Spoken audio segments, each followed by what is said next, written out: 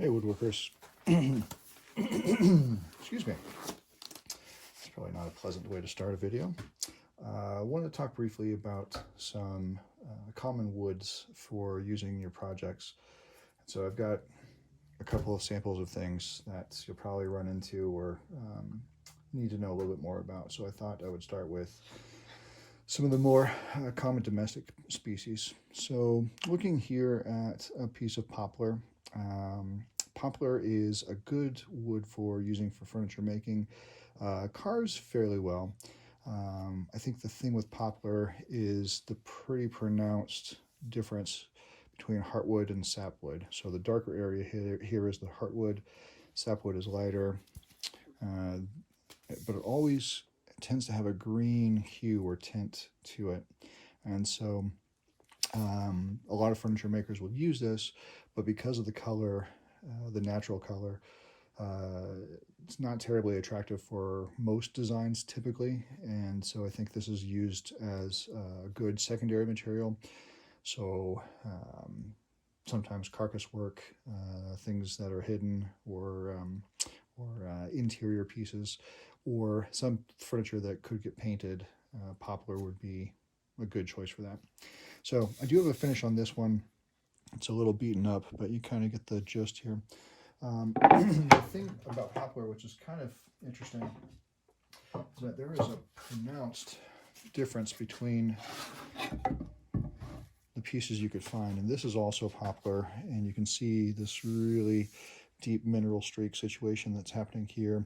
Still see the green tones, and it's pretty great. I've seen really amazing poplar with deep greens, obviously, but purples and browns and reds, and it's kind of amazing when you find really unique pieces like that. Poplar is a good first option for the conversation. It is lower in price typically than some of the other options, just because of abundance. Grows relatively quickly, and it's easily supported in a lot of the woodworking things that you might want to do. All right, common piece of maple here, and this I believe is a soft maple, but pretty plain grain pattern here. The thing that's interesting about maple and birch is that primarily woods have a lot of heartwood and then a very small section of sapwood around the circumference of that tree as the younger part of the tree is starting to develop. Maple and birch are two unique trees in that they have primarily sapwood, which is the part that we want, and then the heartwood is very very small in relationship to the size of the tree. So very straight grain, not much to this piece of maple. I've got a couple other samples of this. This is a little box that I'm working on, but it has this really pronounced curl to it, and I probably should have done this with better lighting. Sorry, everyone. But this is indicative of soft maple, is that you get these really beautiful curls, also referred to as tiger maple from time to time. Let me see if I can shift this around, guys. And this is magically going to be so much better. Nope, it's worse. Okay. All right. So that is maple, and so this one has finish on it as well, but I was hoping to show you something that doesn't have any finish. This is a turning that I was working on, and you can see the curl in the figure here. But if we were to soak this with a little bit of solvent, this is just mineral spirits, and it kind of functions in the ways that the finish will. You can see this start to come alive. That depth that you run into, that you see in this example, and you see on a lot of species that have really great figure, where you have that reflection. This is referred to as chatoyance. Do not ask me how to spell it. I can't do it verbally, but I could write it down. But that chatoyance is something that, because the figure is no longer linear, it's so curly and densely packed. Well-prepared boards like this that have been well sanded allows the light to go in and reflect back or bounce off of the various figure here. So you have some end grain, you have some face grain, you have some edge grain, all within these little curly sections, and that's what produces that chatoyance. The other thing about maple is it's surprisingly harder than the next species here. This is red oak, and I think red oak has been a mainstay for so many years for woodworking, cabinet making for sure. Really hard. It machines okay, but it does tend to beat up your blades in a different way. It has a much deeper pore structure, so we have an open pore here, whereas in the maple you don't see the contrasts of this smooth section here within these cathedrals, and then the depth here of the spring growth. So anyway, so this is a really great wood for strength, for bending. It also has an attractive color here, I would argue, with the red oak.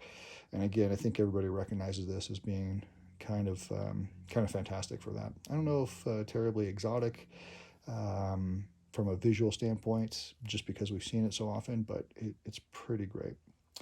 The other one I wanted to show, and there are different oaks. There's white oak and brown oak, and they all have a similar pore structure, but different look.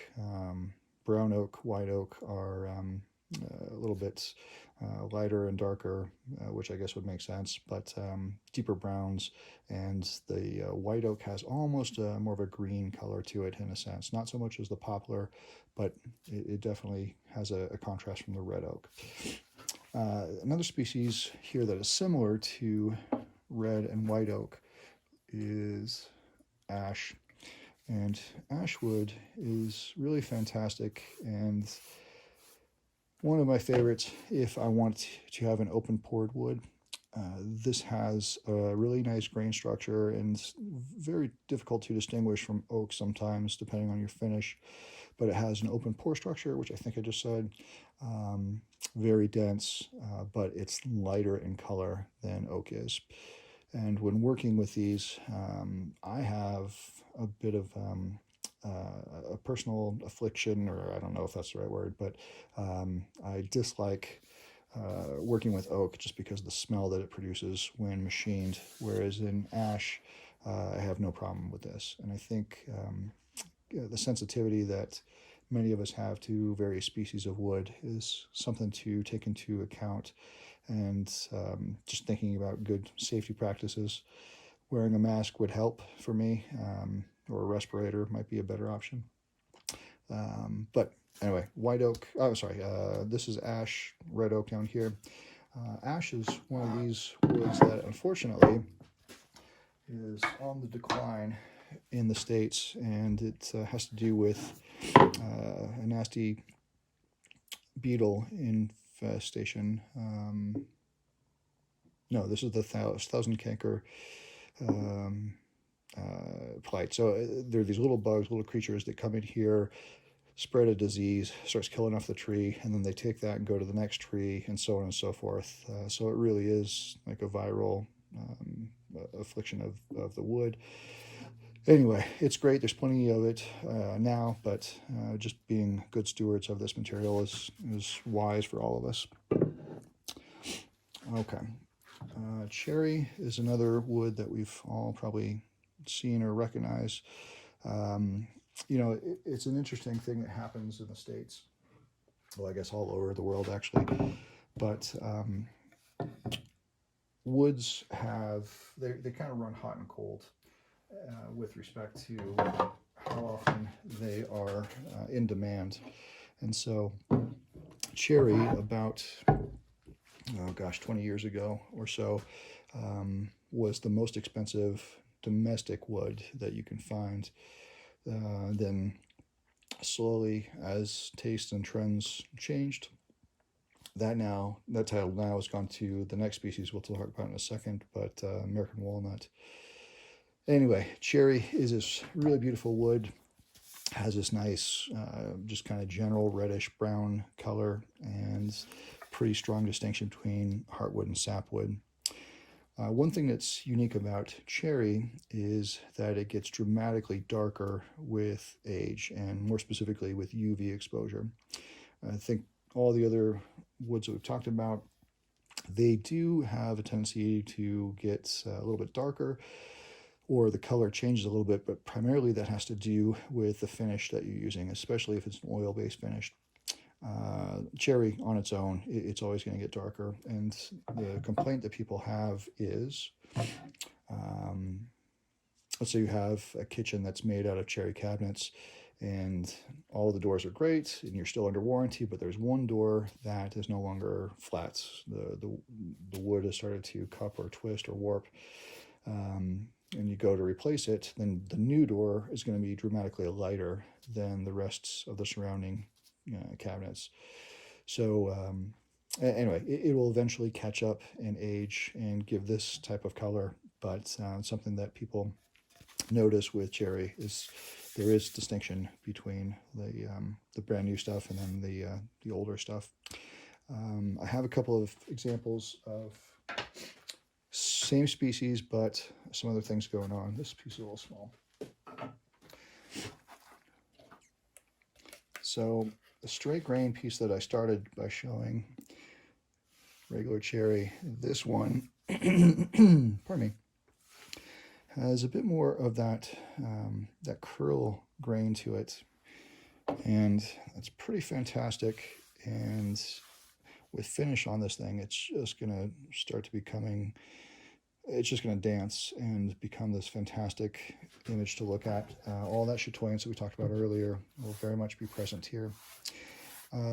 Same species, so we're still talking about cherry, but you'll notice that the grain pattern here, the figure that we're looking at, it's a bit more subdued, so very curly and all that, but the waviness to it is much larger than in this first sample. So we have a bit more of a curl, and then this, it looks a bit more to be quilted. So similar concept, it's developed the same way naturally. It's just how much of the stress is on this particular species when it's growing.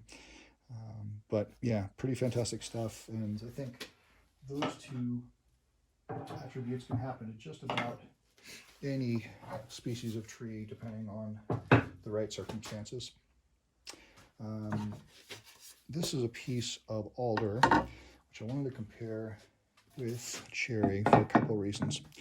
So looking at these two side by side, there's a subtle difference in color. Both have finish on them. This is going to be a panel for a door, and then this is just my sample board that I have. With the alder, it's a little bit lighter in color, as you know, or you can see. The other thing with it, though, is it's a lot softer and lighter, physically lighter. So there's greater density and hardness with the cherry. Alder is softer. Alder is lovingly referred to as the poor man's cherry, which is a horrible way to frame it, but it's a good wood for using in furniture, but it's not as durable as a cherry. It's a more cost-effective option or solution if you want to use it, but you don't typically end up with much in the way of figure in alder. It's tougher to find. Typically, there's a bit more straight grain all the time, and it's a good species, very similar, as we said, a couple of different times. But just to know about alder, it seems to be in vogue to use this as an alternative to cherry.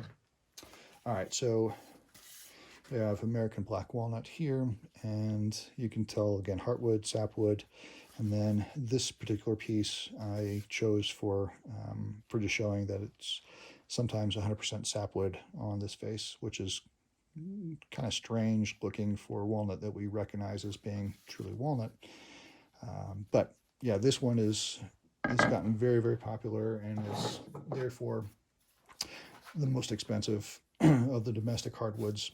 And I might be mistaken on that. There might be another one that is more difficult or scarce to find. And yeah, please let me know. But anyway, this is a quarter sawn piece, really tight grain. This has the flat sawn cathedrals, but walnut is kind of fantastic. It's great for furniture. A lot of chair makers have used this. Sam Aloof specifically really gravitated towards this in the 60s and 70s, and I think that started to get people going down the walnut path. This was used in the 70s, again, all based on trends. A lot of walnut paneling, a lot of walnut kitchens were made.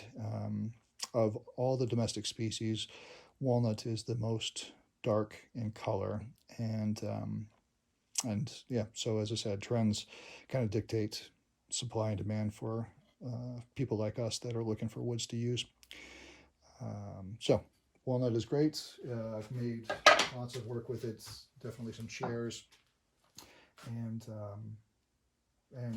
it's a great species. Just shocking to see the difference of price between cherry and walnut, kind of changing pole positions. Okay, all of those woods that I've talked about so far have been hardwoods. This one I want to talk about as a softwood, but I do want to talk about it because it seems like it's made its way into the vocabulary of woodworkers lately. This is Douglas fir, and you'll notice with this how tight the grain is, and there's no inclusion, so there's no knot holes here. It's milled specifically for those purposes, and they refer to this as clear vertical grain, or CVG, when you want that tight grain pattern. And the reason that that happens with no cathedrals here, you can notice or see here, hopefully, that's better. You can see that we have kind of a rift cut situation, picking up on it here a little bit easier. But with that rift, it creates this really beautiful tight grain structure. It's very, very soft, as the umbrella title of softwood would suggest. It's a good wood, but I would not make furniture out of this, certainly not in indoor furniture. But it is great, and I've seen this used in supporting areas for furniture, so door panels, interior pieces, possibly drawer making, so the walls and the backs of drawers, drawer bottoms. But as far as table legs and all that, I just feel like this is going to get abused and beaten up, and you're going to see the aging happen kind of right before your eyes. So Douglas fir. And the last one that I want to talk about from my samples that I like to show is, this is an African mahogany, and mahoganies, I think, have always kind of spurred a certain level of excitement or enthusiasm about what they are, and I think that the fact that it's an exotic wood definitely starts to spur some of that on. But mahogany has been, for a long time, one of my favorites to work with. It machines very well, it is durable, and makes great furniture. I've done lots of carving and shaping with this material. A lot of times veneers are made out of mahogany, just because it's kind of this fantastic neutral but also definitive material for understanding, oh yeah, this is what wood looks like, I would think. And a lot of work that comes from other parts of the world kind of has to be mahogany, just because it would fit with that style. Doesn't grow in the States, as I said, it's exotic, this one being an African species. I wanted to talk about a couple of other things that are close relatives to this. So this is a box that I'm working on. I'm not sure if that will show. Yeah, so very, very dark. So African mahogany here, and I've got zebra wood, dovetail keys in this. That's maybe a better view. So you can start to see some of that shimmer, that chatoyance in this. But dimensionally, it's very, very stable. And I live in Colorado now. When I lived on the East Coast, it had a reputation for being incredibly stable. But then when I moved here, I started hearing more and more woodworkers talking about African mahogany specifically as being really dynamic in the sense that it will move. So you start cutting it, if this is being ripped on the table saw, it will start to pinch, it will start to curl one way or the other. So cautionary tales about this and the high desert climates of Colorado. But I still love the way it looks. I haven't had any problems with it moving since I've been here. But these are the stories that I've heard from woodworkers that use it a lot. Now, a close relative to African mahogany is a sapele, which you can see, oh, that's better. You can see those ribbons happening there, and that shimmer is pretty fantastic. Quarter sawn material. Hopefully you can pick up on this on the end. And that's what gives you that tight grain pattern. It's pretty tight even on the face grain here, but it's very similar in color. It's a little bit darker, a little bit more deeply red, but when you see a sapele, you do see those ribbon stripes that are always really exciting, and they do dance visually. So African mahogany, sapele, those are good ones to know about if you're going to go down a exotic route. No particular order here. I've got a piece of beech. Oh, let me show you this one. Beech grows in the States, but there's also a European beech version as well. Let me see if I can catch some of this. So beech is a great wood. It's very, very dense, and stability is very, very good on this. Beech is used a lot of times for making benches with, just because it'll put up with the abuse of whatever you're doing on your workbench. And so it has a great reputation for its relatively tight grain structure, and the pores are fairly closed. So it's a good one to know about. Surprisingly, with beech, there is a bit of a growing concern with how much dangerous stuff is in this wood. So as you're sawing it, it starts to create this airborne pollutant for your body, and so you just have to be cautious about this. I would encourage everybody, regardless of what wood you're using, to do some research as to the toxicity level of these woods, and those charts are out there, and it just keeping you well informed for what you're using.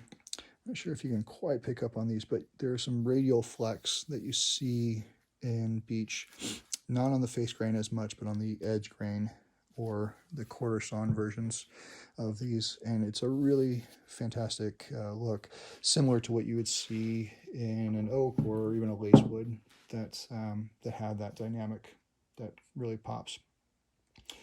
All right, I have this piece of bubinga, which I wanted to show just because talking about woods and what they are, what they do, sometimes as woodworkers, we kind of live for these moments to see really fantastic pieces. So this is a figured bubinga, waterfall bubinga is what I've heard this referred to as.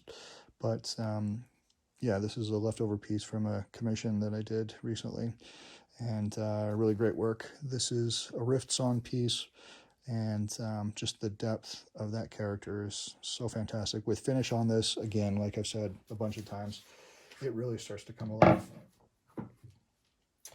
All right, last but not least, this is a piece of ebony, and ebony, for what people recognize as being characteristic of just a deep dark black, and I'm trying to find some light here to show the character of this. There is subtle distinction here of that deep dark black, and then there's some streaks of brown and even a little bit of yellow in there.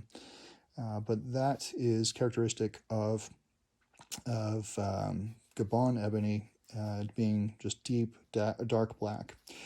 Macassar ebony or Macassar ebony, it has this level of darkness, and then we talked about the variation of those lighter colors, but it's just a bit more pronounced. So in a board like this, you would see various pockets of those different colors, and so it's a bit more active. If you want something just dead black, it's the Gabon ebony, and so there you have it. Just feeling this is incredibly heavy. This is comparable to lifting maybe this entire stack. In fact, it is, as far as weight. So of those 5 or 6 boards, this one is just intensely hard. Machine's okay. It's going to beat up your hand tools in a hurry for sure, especially if you're doing joinery, dovetails, for example. Saws, chisels will need to be resharpened frequently.